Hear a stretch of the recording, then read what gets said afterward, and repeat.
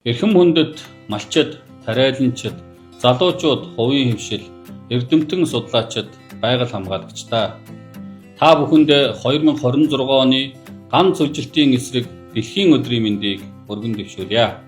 Энэ жил дэлхийн нийт бэлчээр хээр үнэлийн хүндлийн нөхөн сэргээ урайндор цүлжилт газрын дороотол гангийн асуудлыг онцлон тэмдэглэж байна.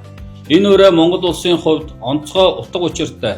Учир нь бид бол өргөн удам газар нутагтай нүүдлийн соёл иргэншил бэлчээрийн мал аж ахуйд түшиглэн олон зуун жилийн турш оршин тогтнож ирсэн ард түмэн билээ. Монгол орны нийт нутаг дэвсгэрийн 70% бэлчээр эзэлдэг. Энэ бэлчээр нутагт өнөөдөр 190 мянга орчим малчин өрх амьдарч 57 сая гаруй толгой мал бэлчээрийн экосистемийн эрүүл байдлаас шууд хамаарч байна. Бэлчээр бол зөвхөн малын эдэс тэжээлийн орон зай биш. Энэ бол хүнсний аюулгүй байдал, усны их үүсвэр, биологийн олон янз байдал, үндэсний эдийн засаг, өв соёл, Монгол хүний амьдралын баталгаа юм а. Гэвч бид бодит үннийг хэлэх ёстой.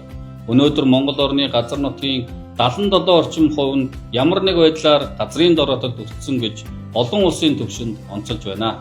Цүлжилт газрын дороотол, ган, зуд, үер, уур амьсгалын өөрчлөлт, Монгол улсын хөгжил, иргэдийн амжиргаа хөдөө орон нутгийн ирээдүйд шууд нөлөөлөх хэмжээнд хүрээд байна.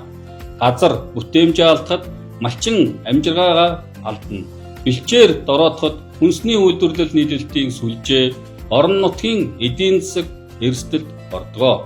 Усны их ундраг дороотоход хот хөдөө ялгаагүй хүн амын усны аюулгүй байдалд сорилт учирдаг. Иймээс цүлжилтөө тэмцэх бэлчээр нутгаа нөхөн сэргээх нь зөвхөн байгаль орчны салбарын ажил биш юм а. Энэ бол Монгол улсын эдийн засгийн аюулгүй байдал, хүнсний баталгаа, хөдөө орон нутгийн хөгжил, ирээдүйн хойч үеийн амьдрах орчны төлөөх үндэсний зорилт юм а. Засгийн газрын зорилго маш тодорхой. Бид газрын дороотлыг сааруулах, цүлжилтийг бууруулах, бэлчээрийн тогтвортой менежментийг төлөвшүүлэх, усны их үүсвэрийг хамгаалах, хөрсний үржил шимийг хадгалах, ногоон санхүүжилт болон байгаль дээлтэй хөрөнгө оруулалтыг нэмэгдүүлэх бодлогыг уялдуулан хэрэгжүүлж байна. Энэ зорилго бол Монгол орны газар, ус, бэлчээрийг хамгаалж, иргэдийн амжиргаа, улс орны тэсвэрлэх чадварыг бэхжүүлэх явдал юм а. Энэ бол зөвхөн төрийн байгууллагын хийх ажил бишээ. Малчин хүн бэлчээрээ зохистой ашиглах, тариаланч хүн хөрсөө хамгаалах, иргэн бүр мод тарж ургуулах, усаа хайрлах, хог хаягдлаа бууруулах, хувийн хөвшил хариуцлагатай хөрөнгө оруулалтыг хийх, эрдэмтэд бодит шийдэл гаргах, залуучууд шин санаачлага өрнүүлэх, энэ бүхний нийлбэрээр Монгол улс цүлжилтийг сааруулж, газраа сэргээж чадна. 2026 он Монгол улсын хувьд түүхэн жил юм.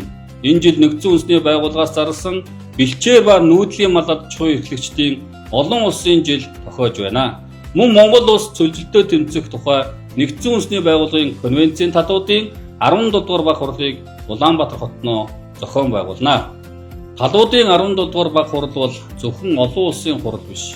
Энэ бол Монгол улс бэлчээрийн орон, нүүдлийн соёл иргэншилтэй улс, уур амьсгалын сорилтыг бодиттой мэдэрч буй гандуу бүсийн улс орны хувьд дэлхийд өөрийн туршлага, шийдэл, манлайллыг харуулах түүхэн боломж юм а.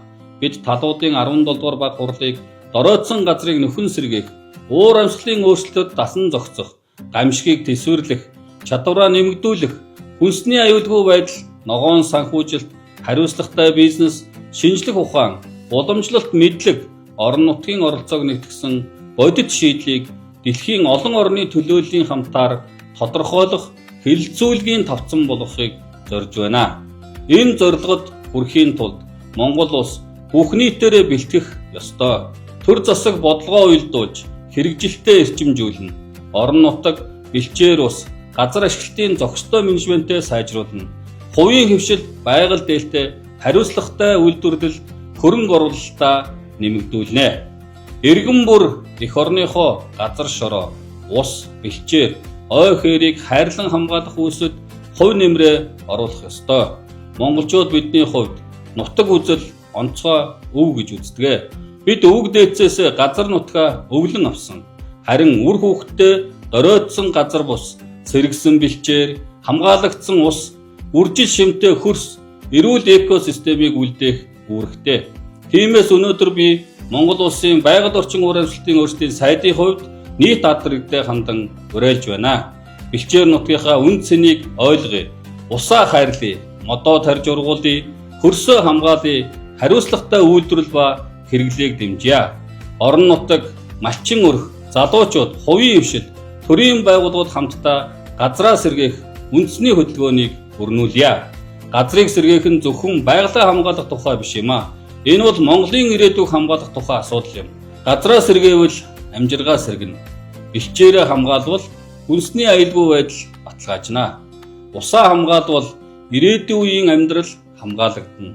Монгол улс дэлхийтэй хамт дэлхийн төлөө өөрийн эх нутгаасаа эхлэн манлайлах цаг ирлээ. Их байгалаа сэргээе, итгэл найдвараа бадраая.